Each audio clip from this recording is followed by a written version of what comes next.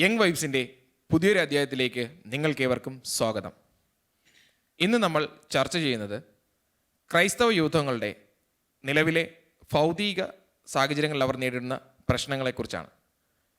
ഇന്നത്തെ ചർച്ചയിൽ നമ്മോടൊപ്പം ആയിരിക്കുന്നത് ശ്രീ ബ്ലസൻ മഞ്ഞക്കുന്നേൽ.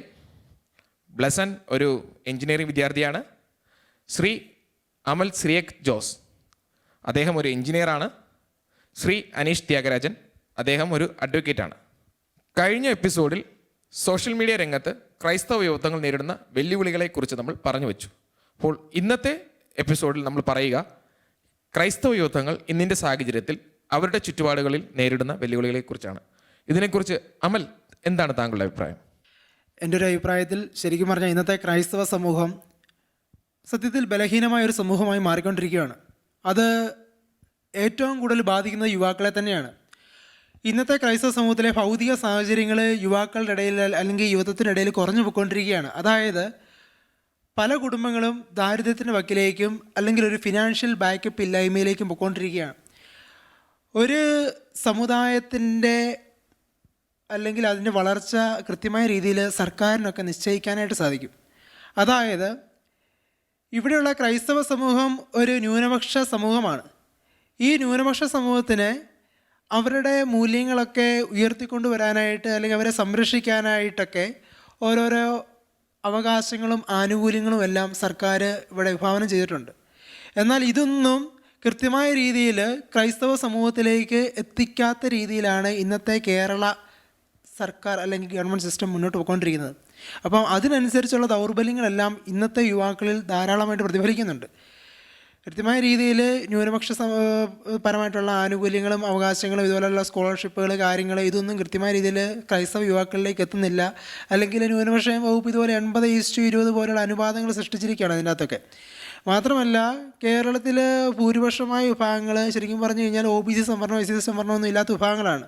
ഇപ്പം നിലവിൽ സാമ്പത്തിക സംവരണം വന്നിട്ടുണ്ടെങ്കിൽ തന്നെയും അത് ഇന്ന് വരെ കേരള ഗവൺമെൻറ് കൃത്യമായ രീതിയിൽ അതിനെ ഇംപ്ലിമെൻറ്റ് ചെയ്തിട്ടില്ല, അല്ലെങ്കിൽ PSCക്കകത്തൊന്നും തന്നെ അതിനെ ഇൻക്ലൂഡ് ചെയ്തിട്ടുമില്ല.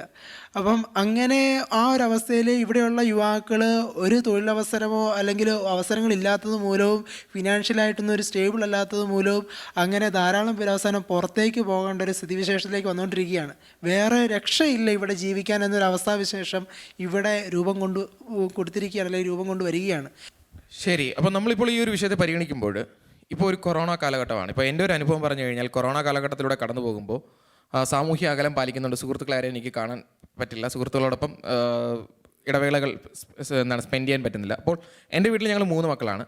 അപ്പോൾ അറ്റ്ലീസ്റ്റ് ഒരു ഷട്ടിൽ ബാഡ്മിൻ്റൺ എങ്കിലും കളിക്കണമെങ്കിൽ എൻ്റെ വീട്ടിൽ 2 സഹോദരങ്ങളുള്ളതുകൊണ്ട് ഞങ്ങൾക്ക് വീട്ടിൻ്റെ മുറ്റത്ത് നിന്ന് കളിക്കാനുള്ള ഇതുണ്ടാകുന്നുണ്ട്. കാരണം ഞങ്ങളുടെ വീട്ടിലുള്ളവർ തന്നെ പരസ്പരം സഹകരിച്ച് കളിക്കുന്നുണ്ട്.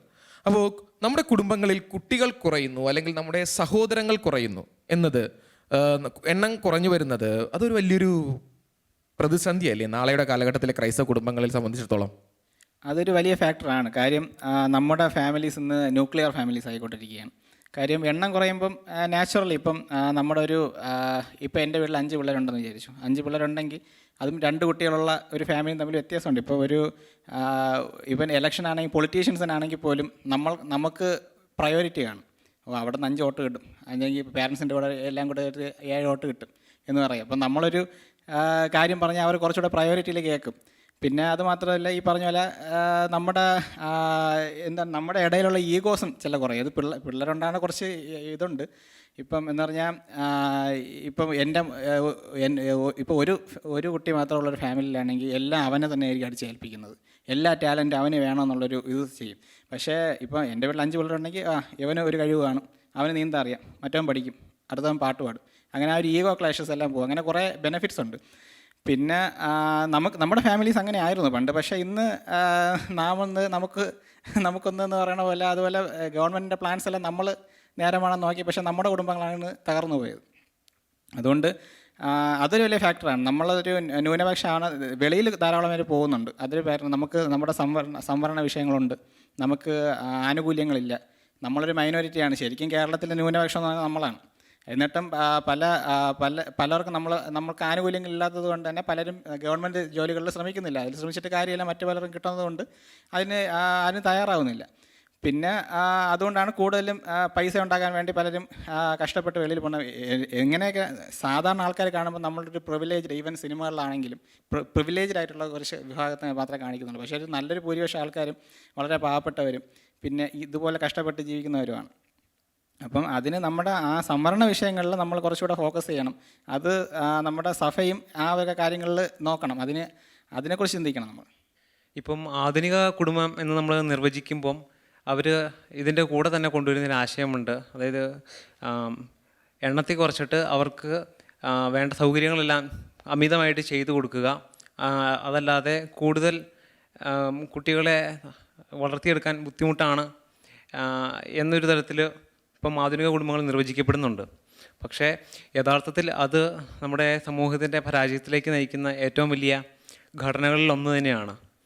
ഇപ്പം ശരിക്കും പറഞ്ഞാൽ ഇത് എക്സ്പെരിമെൻ്റ് ചെയ്ത് ഫെയിലിയറായി ആകപ്പെട്ട ഒരു ആശയം തന്നെയാണിത്. അതിന് ഉദാഹരണങ്ങളാണ് ഇപ്പോഴത്തെ നമ്മുടെ കുറേ അധികം യൂറോപ്യൻ രാജ്യങ്ങളും അതുപോലെ ഇപ്പോഴത്തെ റഷ്യയും. ഇതൊക്കെ ഉദാഹരണങ്ങളാണ്. ഇപ്പം അവരൊക്കെ മാറി ചിന്തിച്ചു തുടങ്ങി. അതായത് കുടുംബങ്ങളിൽ മക്കൾ വേണം, എങ്കിൽ മാത്രമാണ് ഇപ്പം ഉള്ള കുടുംബത്തിലെ പിള്ളേർക്ക് മക്കൾക്ക് മാനസികവും അതുപോലെ ഭൗതികവുമായ നല്ല വളർച്ചയ്ക്ക് ഉതകുന്നതാണ് സഹോദരങ്ങളുള്ള കുടുംബ സാഹചര്യങ്ങൾ. ശരിക്കും അതിനെയാണ് നമ്മൾ പൊക്കിപ്പിടിക്കേണ്ടതും അതിലേക്കാണ് നമ്മളും എല്ലാവരെയും നയിക്കേണ്ടതും. പക്ഷേ ഇന്ന് ആ ഒരു വശം പറയുവാൻ ആരും ധൈര്യപ്പെടുന്നില്ല. എന്താണ് നമ്മൾ ചിന്തിക്കേണ്ടതാണ്. നമ്മുടെ ക്രൈസ്തവ കുടുംബങ്ങളിൽ ശരിക്കും മാതാപിതാക്കൾ മക്കൾക്ക് കൊടുക്കുന്ന ഏറ്റവും വലിയൊരു സമ്മാനം എന്ന് പറയുന്നത് ഇന്നത്തെ തലമുറയിൽ ഏകാന്തതയാണ്. മാതാപിതാക്കൾ മക്കൾക്ക് കൊടുക്കുന്ന സമ്മാനം ഏകാന്തതയാണ് ഇന്നത്തെ ക്രൈസ്തവ കുടുംബങ്ങളിൽ. ഈ ഏകാന്തത ഒരു മനുഷ്യൻ അവൻ്റെ ജീവിതത്തിൽ ഏറ്റവും കൂടുതൽ വെറുക്കപ്പെടുന്ന ഒരു സാഹചര്യം ആണ് സത്യം പറഞ്ഞാൽ ഏകാന്തത എന്ന് പറഞ്ഞാൽ. കാര്യം അവൻ എന്തെങ്കിലും ഒരു പ്രശ്നം വന്നു കഴിഞ്ഞാൽ അവൻ ഒറ്റപ്പെട്ടു പോയി. ആ സമയത്ത് ചിലപ്പോൾ അവൻ്റെ മനസ്സിലേക്ക് വരുന്ന കാര്യങ്ങളെന്ന് പറഞ്ഞു കഴിഞ്ഞാൽ ചിലപ്പം തിന്മകൾ നിറഞ്ഞതായിരിക്കാം, അല്ലെങ്കിൽ സമൂഹത്തിനെതിരെ ഉള്ളതായിരിക്കാം. മനസ്സിലായില്ലേ? അങ്ങനെ എന്തെങ്കിലും തരത്തിലുള്ള പ്രവണതകളും കാര്യങ്ങളെല്ലാം അവൻ ചിലപ്പം കാട്ടിക്കൂട്ടാനായിട്ടും ചിന്തിച്ചു തുടങ്ങാനായിട്ടും കാരണമാവും. ഇതുപോലുള്ള ഏകാന്തത എന്ന് പറയുന്ന ഈ ഒരു സാധനം കുടുംബങ്ങളിൽ കൊടുക്കുകയാണ്, കുട്ടികൾക്കിടയിലേക്ക് കൊടുക്കുകയാണ് സത്യം പറയുന്നത്തെ മാതാപിതാക്കൾ ചെയ്തുകൊണ്ടിരിക്കുക. ക്രൈസ്തവ കുടുംബങ്ങളിൽ ഒന്നും ഒറ്റേ ഉള്ളൂ മക്കൾ. സ്വാഭാവികമായിട്ടും ഇവരുടെ കാര്യങ്ങളൊന്ന് സംസാരിക്കാനോ തുറന്ന് പറയാനായിട്ടോ കളിക്കാനോ ചിരിക്കാനോ ഇവരുടെ കൂടെയാകാനോ ഒന്നും ആരുമില്ല. ഇവൻ മാതാപിതാക്കൾക്ക് അതിൻ്റെതായ ഒരു ലിമിറ്റേഷൻ ഉണ്ട്. ഒരിക്കലും മക്കൾ ആ ഒരു ഇതല്ല ആഗ്രഹിക്കുന്നത്. അവരുടെ കൂട്ടത്തിലുള്ള ആ ഒരു കൂട്ടുകാർക്കൊക്കെ എന്തുകൊണ്ടാണ് നമ്മൾ പ്രാധാന്യം കൊടുക്കുന്നത് പറഞ്ഞാൽ അതാണ്.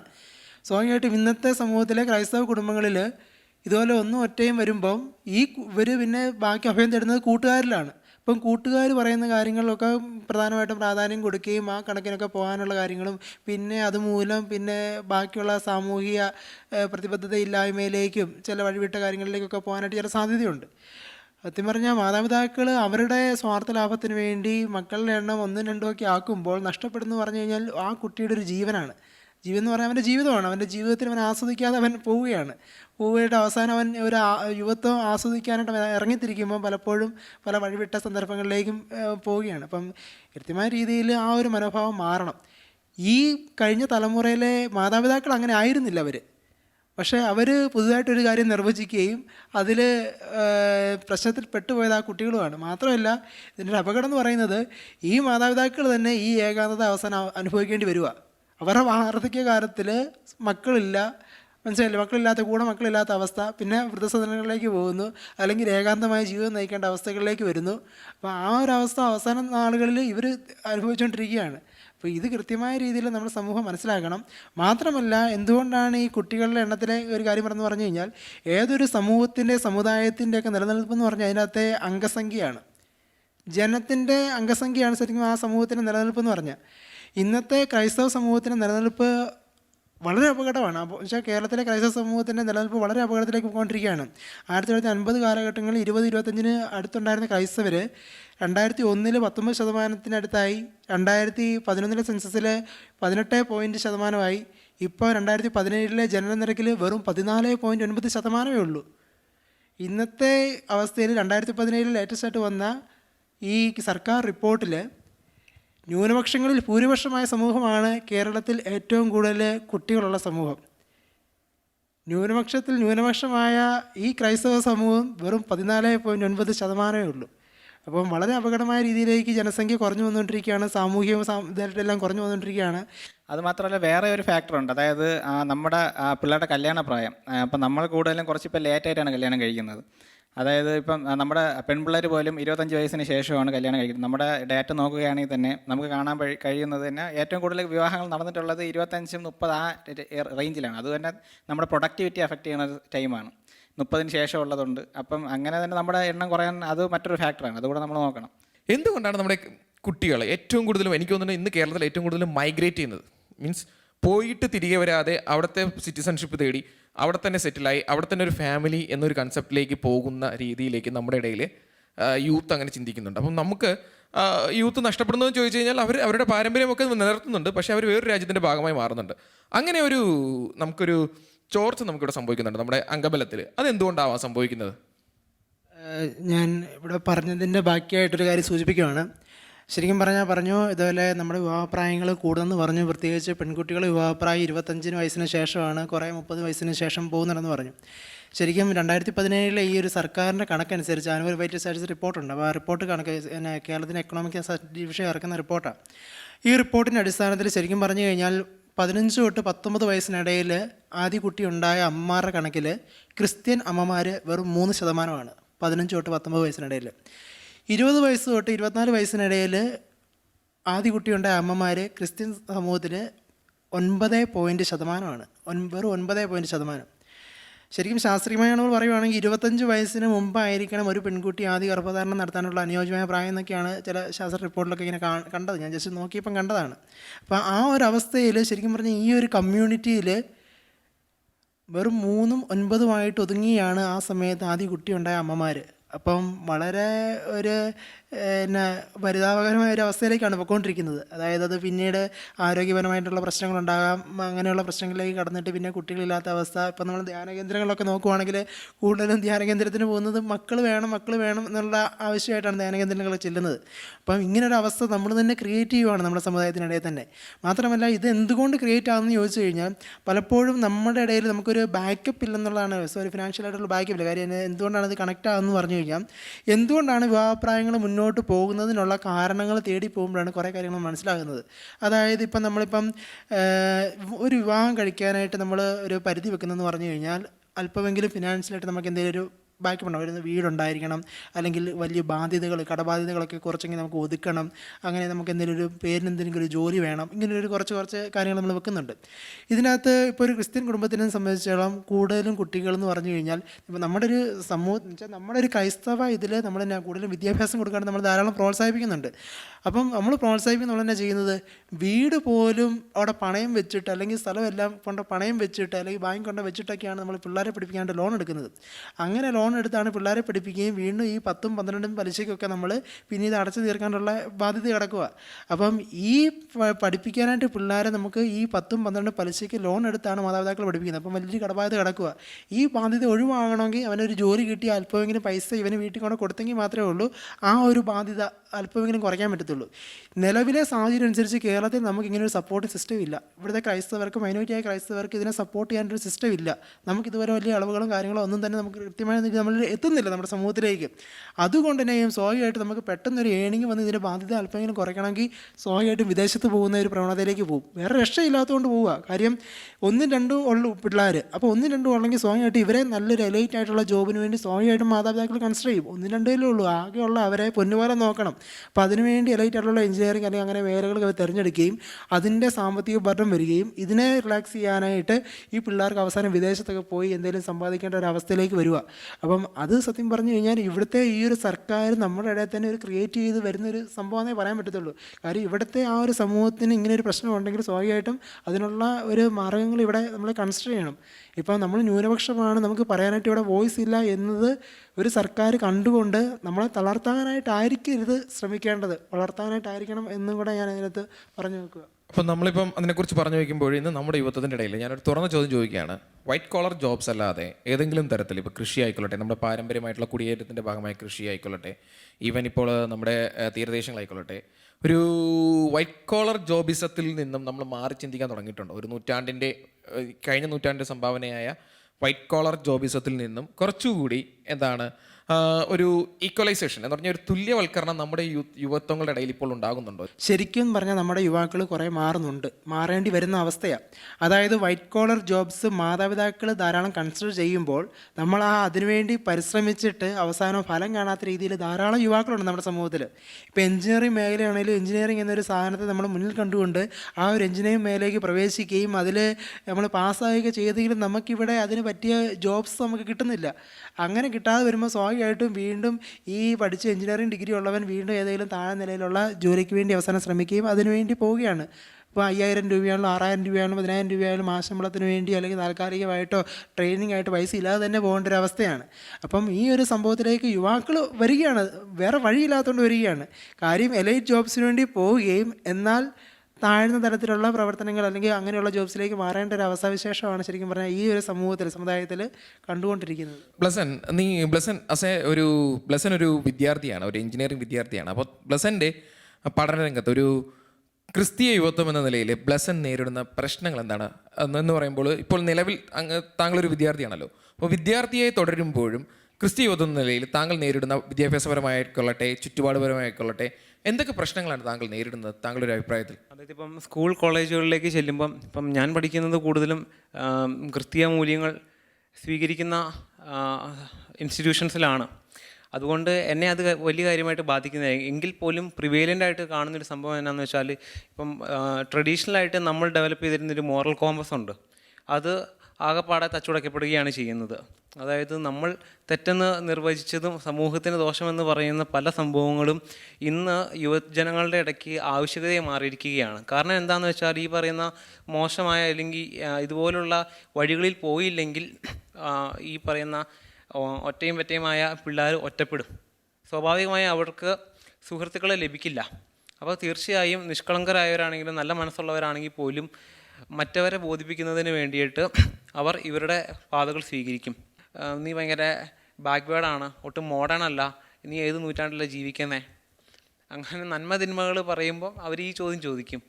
അതായത് ഈ കാലഘട്ടത്തിന് നമ്മൾ മോറലി ഗുഡാന്ന് പറയുന്നവ പ്രസക്തമല്ല. അതായത് മൊറാലിറ്റി എന്ന് പറയുന്നത് ഒബ്ജക്റ്റീവായിട്ടൊരു സംഭവമല്ല എന്നാണ് ഇന്ന് ഇവർ മുൻപോട്ട് വയ്ക്കുന്നത്. സബ്ജക്റ്റീവായിട്ട് ആളുകൾ മാറുമ്പം അവരുടെ സൗകര്യത്തിനൊപ്പം ഈ സംഭവങ്ങളെല്ലാം മാറ്റാം. അപ്പം ഉയർന്നു വരുന്ന അബോർഷനൊക്കെ ഇതിൻ്റെ ഡയറക്റ്റായിട്ടുള്ളൊരു തെളിവാണ്. ഇപ്പം ഈ കഴിഞ്ഞ 3 മാസത്തിനിടയ്ക്ക് 17 ലക്ഷം പേരാണ് അബോർഷന് ശ്രമിച്ചത്.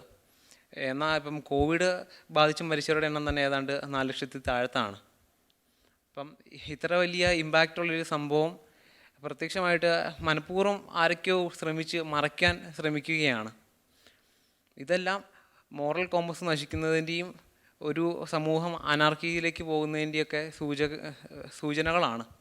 ഈവൻ പൊളിറ്റിക്സിലാണെങ്കിൽ പോലും നമ്മളിപ്പോൾ ഒരു സ്ഥലത്തും ശക്തരല്ല, യുണൈറ്റഡ് അല്ല.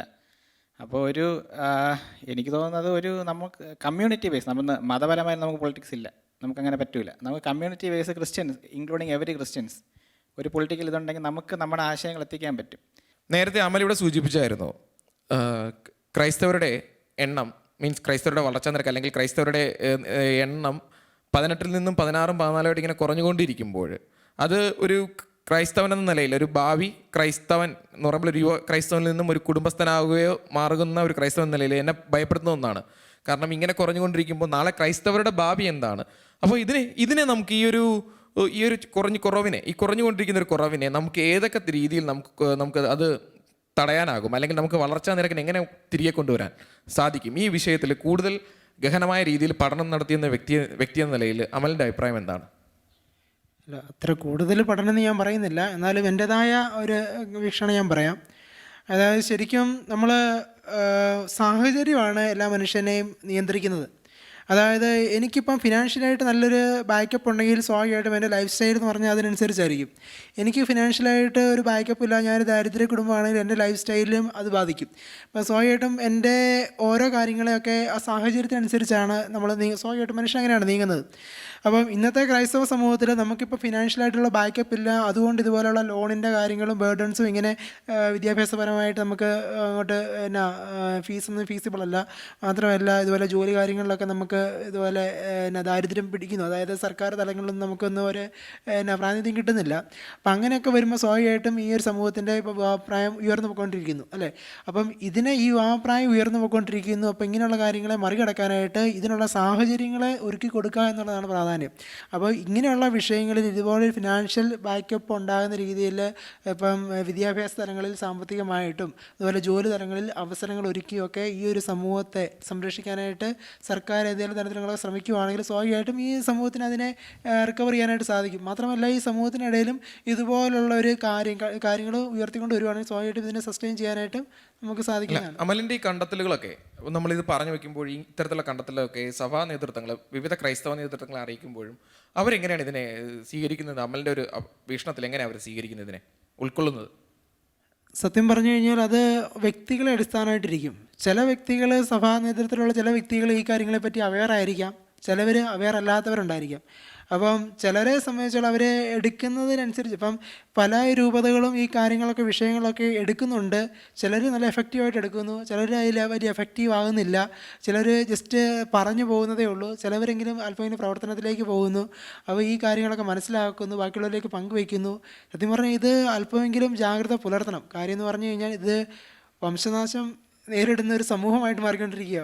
ക്രൈസ്തവ യുവജന സംഘടനകളുടെ മുന്നേറ്റത്തിൻ്റെ അടിസ്ഥാന ഘടകങ്ങളുടെ ഭാഗമായി ഇരിക്കുന്നതിലൂടെ ബ്ലസ്സിന് തോന്നുന്നുണ്ടോ ഇന്നിൻ്റെ കാലഘട്ടത്തിൽ നമ്മുടെ സഭയിലെ സംഘടനകൾ അല്ലെങ്കിൽ സഭാവിഭാഗങ്ങളിലെ സംഘടനകൾ യുവത്വങ്ങളെ വിളിച്ചു കൂട്ടാൻ പരാജയപ്പെടുന്നുണ്ടോ, അല്ലെങ്കിൽ യുവത്വങ്ങളുടെ എണ്ണം കുറയുന്നുണ്ടോ, അല്ലെങ്കിൽ യുവത്വങ്ങളെ കിട്ടാനില്ല എന്ന രീതിയിൽ യുവജന ക്ഷാമം നമ്മുടെ സംഘടനകൾ നേരിടുന്നുണ്ടോ?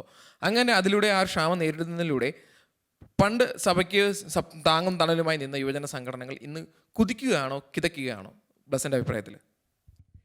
ഞാൻ KCYM-ൽ വളരെയധികം സന്തോഷത്തോടുകൂടി പ്രവർത്തിക്കുന്ന ഒരു വ്യക്തിയാണ്. എനിക്ക് ആ ഒരു കൂട്ടായ്മയും അവരുടെ പ്രവർത്തന രീതികളൊക്കെ വളരെയധികം താല്പര്യമുള്ളൊരു വ്യക്തിയാണ്. എങ്കിൽ പോലും KCYM അതുപോലുള്ള യുവജന സംഘടനകളുടെ പ്രാഥമിക ഉത്തരവാദിത്തങ്ങളായി കിടക്കുന്ന കുറച്ച് കാര്യങ്ങളുണ്ട്. അതായത് യുവജനങ്ങളെ ഒരുമിച്ച് കൊണ്ടുപോവുക, അവർക്ക് കൃത്യമായ മാർഗനിർദ്ദേശങ്ങൾ നൽകുക. ഇതിൽ കുറേയൊക്കെ അവർ പാലിക്കുന്നുണ്ട്, എങ്കിലും പൂർണ്ണമായി ഒരു കാര്യക്ഷമതയിലേക്ക് എത്തിച്ചേരുവാൻ ഇവർക്ക് സാധിച്ചിട്ടില്ല. ഉദാഹരണമായി പറയുകയാണെങ്കിൽ ഇപ്പം ഒരു ഒരു ഒരു യുവാവ് കോളേജിൽ ചേരുകയാണെങ്കിൽ തീർച്ചയായും അദ്ദേഹം ഒരു രാഷ്ട്രീയ സംഘടനയുടെ സപ്പോർട്ട് തേടിപ്പോകും. കാരണം എന്താണെന്ന് വെച്ചാൽ അദ്ദേഹം ഒരു സേഫ് ഗ്രൗണ്ട് ക്രിയേറ്റ് ചെയ്യും. ഇനി ഇൻ കേസ് എന്തെങ്കിലും വിഷയം ഉണ്ടായാലും അദ്ദേഹത്തെ പിന്താങ്ങുവാൻ ഒരു ഫോഴ്സ് വേണം. അത് അദ്ദേഹത്തിൻ്റെ ആവശ്യകതയായിട്ട് മാറുകയാണ്. അപ്പം അതുപോലെയുള്ള ഒരു ബാക്കപ്പൊക്കെ പ്രൊവൈഡ് ചെയ്യുന്ന തരത്തിലേക്കാണ് ശരിക്കും യുവജന പ്രസ്ഥാനങ്ങൾ വളരേണ്ടത്. യുവജനങ്ങളിലൂടെ വിദ്യാഭ്യാസത്തിലേക്ക് പ്രവേശിക്കുകയും അതിലൂടെ ക്രൈസ്തവ മൂല്യങ്ങളിൽ ഊന്നിയ ധാർമ്മികത വിദ്യാർത്ഥികളിലേക്ക് എത്തിക്കുകയും അങ്ങനെ നല്ലൊരു സമൂഹത്തെ രൂപീകരിക്കുകയും ചെയ്യേണ്ടതാണ് പരമോന്നതമായുള്ള യുവജന പ്രസ്ഥാനങ്ങളുടെ ലക്ഷ്യം. പക്ഷേ നമ്മളിന്ന് കാണുന്നത് യുവജന പ്രസ്ഥാനങ്ങളെല്ലാം അവരുടേതായ ചെറിയ ചെറിയ മേഖലകളിലേക്ക് ചുരുങ്ങുന്നതാണ്. അതായത് അവർ കൂടുതൽ സ്ഥലങ്ങൾ എക്സ്പ്ലോർ ചെയ്യുകയും അവരുടെ സാധ്യതകളെ പരിഗണിച്ച് അതിനുവേണ്ടിയുള്ള പദ്ധതികൾ മെനഞ്ഞ് മുന്നിട്ട് ഇറങ്ങുന്നുണ്ടെങ്കിൽ തന്നെയും അതൊന്നും കാര്യക്ഷമമായി അത്രമാത്രം ആകുന്നില്ല. പിന്നെ യുവജനങ്ങൾക്ക് ഈ നമ്മുടെ ക്രൈസ്തവ പ്രസ്ഥാനങ്ങളിലേക്ക് വരുവാൻ ചെറിയ വിമുഖതയുണ്ട്. ഒരു കാരണം എന്താണെന്ന് വെച്ചാൽ ഇപ്പം യുവജന പ്രസ്ഥാനങ്ങളുടെ ഒരു കൾച്ചറുണ്ട്. എല്ലായിടത്തും അതൊരു വെൽക്കമിങ് കൾച്ചറല്ല. അതായത് പുതിയ പുതിയ അനുജന്മാരും അനുജത്തിമാരും കടന്നു വരണം, അതൊരു ആവശ്യകതയാണ്, അത് ഞങ്ങളുടെ ഉത്തരവാദിത്തമാണ്, കർത്തവ്യമാണ് എന്നൊരു തലത്തിലേക്ക് ചിന്തിച്ച് പ്രവർത്തിക്കുന്നത് കുറച്ചെങ്കിലും കുറവാണ്. പിന്നെ മറ്റൊന്ന് എന്തെന്ന് വെച്ചാൽ ഇപ്പം കാലത്തിൻ്റെ അധാർമികതയ്ക്ക് വിപരീതമായി നിൽക്കുന്നതാണ് നമ്മുടെ പല യുവജന സംഘടനകളും. അതുകൊണ്ട് തന്നെ ധാർമ്മികമായ അധപതനത്തിലേക്ക് പൊയ്ക്കൊണ്ടിരിക്കുന്ന ഒരു വ്യക്തിക്ക് സ്വീകാര്യമാകുന്ന മൂല്യങ്ങളല്ല നമ്മുടെ പ്രസ്ഥാനങ്ങൾ മുൻപോട്ട് വയ്ക്കുന്നത്. അതുമാകാം ഒരു കാരണം. ശരിക്കും ഇപ്പം ബ്ലസ്സം പറഞ്ഞതല്ല, എന്നാലും നേരത്തെ പറഞ്ഞ കുറച്ച് കാര്യങ്ങളായിട്ട് ബന്ധപ്പെടുത്തിയൊരു കാര്യം പറയുവാണ്. ശരിക്കും ഈ നമ്മുടെ കോൺസ്റ്റിറ്റ്യൂഷൻ ഉണ്ടാക്കിയ സമയത്ത്, ഇന്ത്യയുടെ കോൺസ്റ്റിറ്റ്യൂഷൻ ഉണ്ടാക്കിയ സമയത്ത് ഇതുപോലെ ഈ സംവരണ വിഷയങ്ങളൊക്കെ അന്ന് ധാരാളം ചർച്ചയായതാണ്. അപ്പം അന്ന് ചർച്ചയായപ്പം ഇതുപോലെ ആ കോൺസ്റ്റിറ്റ്യൂഷൻ ഉണ്ടായിരുന്ന ആൾക്കാരുടെയൊക്കെ പ്രഥമ ആവശ്യം എന്ന് പറഞ്ഞു കഴിഞ്ഞാൽ പരമാവധി സംവരണം ലഭ്യമാക്കാതിരിക്കുക എന്ന് തന്നെയായിരുന്നു. ഈ സംവരണം എന്ന വ്യവസ്ഥയ്ക്ക് അത്ര ഒരു ഇമ്പോർട്ടൻ്റ് എന്ന് വെച്ചാൽ ഒരു ഹൈലൈറ്റഡ് ആയിരുന്നില്ല. എങ്ങനെയെങ്കിലും കുറച്ച് കൊണ്ടുവരിക അല്ലെങ്കിൽ നിർത്തലാക്കുക എന്ന ഉദ്ദേശശുദ്ധി തന്നെയായിരുന്നു അവരിൽ. അപ്പം അന്ന് അതുകൊണ്ടാണ് പല മതസംഘടനകളൊക്കെ ആയിട്ട് അവർ ചർച്ചകൾ നടത്തുകയും അങ്ങനെ ഈ മതസംഘടനകളൊക്കെ ഞങ്ങളുള്ള സംവരണം ഞങ്ങൾ വിട്ടുതരാം എന്നുള്ളൊരു കാര്യമൊക്കെ പറയുകയും ചെയ്തു. അപ്പം അങ്ങനെ ഇപ്പം ഈ ക്രിസ്ത്യൻ, മുസ്ലിം, അങ്ങനെ പാഴ്സി അങ്ങനെയുള്ള സമൂഹങ്ങളെല്ലാം തന്നെ അവരുടെ സംവരണ വ്യവസ്ഥകളിൽ അവർ മാറ്റം വരുത്താൻ തയ്യാറായി. അപ്പം അങ്ങനെ തയ്യാറായിട്ട് അവസാനം രാജ്യസേവനത്തിന്, രാജ്യനന്മയ്ക്ക് വേണ്ടി അങ്ങനെ സംവരണം എന്ന വ്യവസ്ഥ ഞങ്ങളിൽ നിന്ന് എടുത്തു മാറ്റിക്കോ, കുഴപ്പമില്ല, എങ്കിൽ തന്നെയും ഞങ്ങളുടെ ന്യൂനപക്ഷമായിട്ടുള്ള കാര്യങ്ങൾ, അതായത് ഞങ്ങൾ ന്യൂനപക്ഷ മതവിഭാഗമാണെങ്കിൽ ആ മതത്തെ സംരക്ഷിക്കാനുള്ള കാര്യങ്ങൾ ഞങ്ങൾക്ക് വേണം എന്ന കാര്യങ്ങളൊക്കെ അവിടെ പറയുകയുണ്ടായി. അപ്പം അതിൻ്റെയൊക്കെ അടിസ്ഥാനത്തിലാണ് മതപരമായിട്ടുള്ള ഒരു സംവരണം ശരിക്കും പറഞ്ഞു കഴിഞ്ഞാൽ വേണ്ട എന്നൊരു വ്യവസ്ഥ ശരിക്കും പറഞ്ഞാൽ കോൺസ്റ്റിറ്റ്യൂഷൻ്റെ സമയത്ത് എടുക്കുന്നത്. അങ്ങനെ എടുത്തിട്ടാണ് ശരിക്കും പറഞ്ഞു കഴിഞ്ഞാൽ മൈനോറിറ്റി എന്ന രീതിയിലുള്ള പരിഗണനയിൽ ന്യൂനപക്ഷങ്ങളായ മതങ്ങളെ സപ്പോർട്ട് ചെയ്യാനായിട്ടും അവർക്ക് ഇപ്പം എന്തെങ്കിലും ഭൂരിപക്ഷം ചിലപ്പോൾ ആധിപത്യം നേടാനായിട്ടോ അല്ലെങ്കിൽ അവരെ ആക്രമിക്കാനായിട്ടോ എന്തെങ്കിലുമൊക്കെ സാധ്യത ഉണ്ടായിരിക്കാം, അല്ലെങ്കിൽ ഇവരുടെ ന്യൂനപക്ഷമായിട്ടുള്ള മതത്തെ അവർക്ക് പ്രോത്സാഹിപ്പിക്കാനായിട്ടൊരു സാഹചര്യം ചിലപ്പം ലഭിക്കണമെന്നില്ല. അപ്പം അതിന് ഒരു പ്രൊട്ടക്ഷൻ കൊടുക്കാനായിട്ടും ഒക്കെയാണ് ഇതുപോലെ ഒരു മൈനോറിറ്റി റൈറ്റ്സിനെ വിഭാവനം ചെയ്യുന്നത്, ഇതുപോലെ ന്യൂനപക്ഷ മതത്തിന്, ന്യൂനപക്ഷ ഭാഷയ്ക്കൊക്കെ ആയിട്ട്. അപ്പം അങ്ങനെ നമുക്ക് കുറച്ച് മൈനോറിറ്റി റൈറ്റ്സ് കിട്ടിയെങ്കിലും അന്ന് റിസർവേഷൻ്റെ കാര്യത്തിൽ കുറേ ആശയക്കുഴപ്പങ്ങൾ ഉണ്ടായെങ്കിൽ തന്നെയും ഇന്ന് നമ്മൾ നോക്കുമ്പോൾ കേരളത്തിലെ ന്യൂനപക്ഷമാണ് നമ്മുടെ സമൂഹം. അപ്പം കൃത്യമായ രീതിയിൽ അന്ന് അവിടെ പറഞ്ഞു വെക്കുന്നുണ്ട്, ഓരോ പ്രസിഡൻസിയിലും ചില മതങ്ങൾക്ക് ചില ആധിപത്യം കാണും. അപ്പം അതുകൊണ്ട് കൃത്യമായിട്ട് അവരുടെ റിസർവേഷൻ അവിടെ അവർക്ക് കൊടുക്കേണ്ടതില്ല. അങ്ങനെയൊക്കെയാണ് ഈ റിസർവേഷനിൽ കുറവ് വരുത്തുന്നത്. പക്ഷേ ഇന്ന് നോക്കുമ്പോൾ നമ്മുടെ ഈ പ്രസിഡൻസി എന്ന് പറയുന്ന പോലെ നമ്മുടെ ഈ സ്റ്റേറ്റ് എടുത്ത് നോക്കുമ്പോൾ ഇവിടെ വളരെ ന്യൂനപക്ഷമായിട്ടൊരു സമൂഹമായിട്ട് ഇത് മാറി. അപ്പം കൃത്യമായ രീതിയിൽ ഇവിടെ ഈ ഒരു സമുദായത്തെ പ്രൊട്ടക്റ്റ് ചെയ്യാനായിട്ടും അതിനുള്ള ആനുകൂല്യങ്ങളും കാര്യങ്ങളൊക്കെ പ്രൊവൈഡ് ചെയ്യാനായിട്ട് ഇന്നത്തെ സർക്കാർ ബാധ്യസ്ഥരാണ്. ഇപ്പം മൈനോറിറ്റി ആനുകൂല്യം പോലും ഈ സമൂഹത്തിന്, മൈനോറിറ്റിയായി ഈ സമൂഹത്തിന് കിട്ടുന്നില്ല. ഇപ്പം ശരിക്കും നമ്മൾ നോക്കുവാണെങ്കിൽ ഇപ്പം ദക്ഷിണേന്ത്യയിൽ ആന്ധ്രാപ്രദേശുണ്ട്, കർണാടകയുണ്ട്, തമിഴ്നാടൊക്കെ, നമ്മുടെ തൊട്ടടുത്തുള്ള സംസ്ഥാനങ്ങൾ നമ്മൾ എടുത്തു നോക്കുകയാണെങ്കിൽ അവിടെ എല്ലാം ന്യൂനപക്ഷ വകുപ്പുണ്ട്. ഇതുപോലെ ക്രൈസ്തവർക്കായിട്ട് തന്നെ പ്രത്യേക ഡിപ്പാർട്ട്മെൻറ്റുകളും സ്കീമുകളും തന്നെയുണ്ട്. ഇവിടെ അതൊന്നും ഇല്ല. അവിടെ വെറും 2% അത്രയൊക്കെ ഉള്ളൂ, 10% താഴേക്കുള്ള ക്രൈസ്തവ സമൂഹങ്ങളൊക്കെയാണ്. അവർക്ക് കൃത്യമായ രീതിയിൽ അതവിടെ പ്രൊവൈഡ് ചെയ്യുന്നുണ്ടെങ്കിൽ ഇവിടെ ഒന്നും കൊടുക്കുന്നില്ല എന്നുള്ള സത്യാവസ്ഥ കിടക്കുകയാണ് ഇവിടെ നമ്മുടെ ഈ കേരളത്തിൽ. പിന്നെ ഒരു കാര്യം എന്ന് പറഞ്ഞു കഴിഞ്ഞാൽ ഇതുപോലെ ഈ ക്രൈസ്തവ സമൂഹത്തിൽ ഇപ്പോൾ OBC കാറ്റഗറി എന്നൊരു സംവരണം ഒക്കെ ഉണ്ട്. എന്ന് വെച്ചാൽ പൊതുവായിട്ട് OBC സംവരണം ഉണ്ട്. ഇവിടെ ക്രൈസ്തവ സമൂഹത്തിൽ ഏകദേശം 12% അടുത്തുള്ള വിഭാഗത്തിന് ഇത്തരത്തിലുള്ള സംവരണമില്ല. OBC SC സംവരണം ശരിക്കും പറഞ്ഞാൽ ഇപ്പം ഇംപ്ലിമെൻ്റ് ആയിട്ടില്ല. അപ്പോൾ അങ്ങനെ ഇല്ലാത്ത അവസ്ഥയിൽ ഇപ്പോൾ സാമ്പത്തിക സംവരണം ഒക്കെ ഗവൺമെൻറ് കൊണ്ടുവരികയുണ്ടായി. പക്ഷേ എന്നാൽ തന്നെ ഈ സാമ്പത്തിക സംവരണം എന്ന ഇതിൻ്റെ അകത്ത് കേരളത്തിലെ സാമ്പത്തിക സംവരണം, അതായത് സംവരണേതര വിഭാഗങ്ങൾക്കാണ് സാമ്പത്തിക സംവരണം. ഇന്ന് വരെ സംവരണം ഇല്ലാത്ത വിഭാഗങ്ങൾക്കാണ് സാമ്പത്തികമായ സംവരണം കൊടുത്തിരിക്കുന്നത്. അപ്പോൾ അങ്ങനെ സംവരണം ആസ്വദിക്കാത്ത വിഭാഗങ്ങളായ ഈ ബഹുഭൂരിപക്ഷം വരുന്ന ക്രൈസ്തവരാണ്. എന്നുവെച്ചാൽ ഏകദേശം 50% അടുത്ത് വരും. സംവരണം ഇല്ലാത്ത ആൾക്കാരിൽ 50% അടുത്ത് വരും ക്രൈസ്തവർ. ബാക്കി 50% മറ്റുള്ള വിഭാഗങ്ങളൊക്കെ ആയിട്ട് വരുന്നത്. അപ്പം അങ്ങനെ വരുന്ന ഈ ക്രൈസ്തവരെ പോലും സാമ്പത്തിക സംവരണ കാര്യങ്ങളിൽ പരിഗണിച്ചിട്ട് പോലും ഇല്ലായിരുന്നു സർക്കാർ. അതായത് ഇതുപോലെ സാമ്പത്തിക സംവരണത്തിന് വേണ്ടി ഒരു EWS കമ്മീഷനൊക്കെ ഉണ്ടാക്കി. ഈ കമ്മീഷനിൽ പോലും ഒരു ക്രിസ്ത്യൻ പ്രാതിനിധ്യം ഇല്ലായിരുന്നു. വ്യക്തമായൊരു ക്രിസ്ത്യൻ പ്രാതിനിധ്യം ഇല്ലാതെ ഉള്ളൊരു കമ്മീഷനായിരുന്നത്. അപ്പോൾ കൃത്യമായ രീതിയിൽ ക്രിസ്ത്യൻ പ്രതിനിധികളെയൊക്കെ കൃത്യമായി വിളിക്കുകയോ അവരുടെ ആശങ്കകൾ അറിയുകയോ അല്ലെങ്കിൽ അതിനുള്ള സംവിധാന സിസ്റ്റം ഒന്നും തന്നെ അവർ ചെയ്തില്ല. അവർ ചെയ്ത ക്രിസ്ത്യൻ ആശങ്കകളും കാര്യങ്ങളൊന്നും കൃത്യമായ രീതിയിൽ അവരെ വിലയിരുത്തുകയോ അല്ലെങ്കിൽ ഉൾക്കൊള്ളുകയോ ഒന്നും ചെയ്യാതെയാണ് അതിനുള്ള ക്രൈറ്റീരിയ ഒക്കെ കേരള ഗവൺമെൻറ് നിശ്ചയിക്കുന്നത്. മാത്രമല്ല ഇന്ന് വരെ കേന്ദ്ര ഗവൺമെൻറ് അത് ഇംപ്ലിമെൻ്റ് ചെയ്തിട്ട് എത്ര കാലമായി, ഇന്ന് വരെ കേരളത്തിൽ PSCയുടെ കാര്യങ്ങളിലൊന്നും കൃത്യമായിട്ട് അത് ഇംപ്ലിമെൻ്റ് ചെയ്തിട്ടില്ല. അവർ വലിച്ചടിച്ചുകൊണ്ട് പോവുക. PSC ഒക്കെ ഇഷ്ടം പോലെ അപ്പോയിൻമെൻറ്റ് കഴിഞ്ഞത് ഇടയ്ക്ക് കൊടുത്തായിരുന്നു. അതായത് ജനുവരി ആ സമയങ്ങളിലൊക്കെ ഏകദേശം 90 മേളിൽ പോസ്റ്റുകളിലൊക്കെ അപ്പോയിൻമെൻറ്റ്സിന് വേണ്ടി PSC വിളിച്ചിരുന്നു. അന്നൊന്നുമൊക്കെ ഈ സാമ്പത്തിക സംവരണം ഇതിനകത്ത് ഇംപ്ലിമെൻറ്റ് ചെയ്യാതെ ഇവർ മുന്നോട്ട് കൊണ്ടുപോയിക്കൊണ്ടിരിക്കുക. എങ്ങനെ ക്രൈസ്തവ പ്രാതിനിധ്യം കുറയ്ക്കാം എന്ന രീതിയിൽ എന്തോ നിഗൂഢമായ ശ്രമങ്ങളൊക്കെ ഇതിനിടയ്ക്ക് നടക്കുന്നുണ്ടെന്നുള്ളത് ഒരു വാസ്തവമാണ്. അത് ക്രൈസ്തവ സമൂഹത്തിലുള്ള അംഗങ്ങളെങ്കിലും അത് മനസ്സിലാക്കണം, കൃത്യമായ രീതിയിൽ അത് പ്രതികരിക്കണം. കാര്യം വേറെ ആരും നമുക്ക് വേണ്ടി ഇല്ല എന്നൊരു സത്യം അവിടെ നിലനിൽക്കുകയാണ്. അപ്പോൾ അത് ശ്രദ്ധിക്കണമെന്ന് ജസ്റ്റ് ഒന്ന് പറയുക. യങ് വൈബ്സിൻ്റെ ഈ എപ്പിസോഡിൽ ഇന്നിൻ്റെ ക്രൈസ്തവ യുവജനങ്ങൾ നേരിടുന്ന ഭൗതിക പ്രശ്നങ്ങളെപ്പറ്റി നമ്മൾ ചർച്ച ചെയ്തു. ഇവിടെ നടന്ന ചർച്ചകൾ അനേകായിരം യുവത്വങ്ങൾക്ക് ചിന്തിക്കാനുള്ള ഒരു പ്രചോദനമായി തീരട്ടെ. അടുത്ത എപ്പിസോഡിൽ മറ്റൊരു വിഷയമായി നമുക്ക് വീണ്ടും കാണാം. നന്ദി, നമസ്കാരം.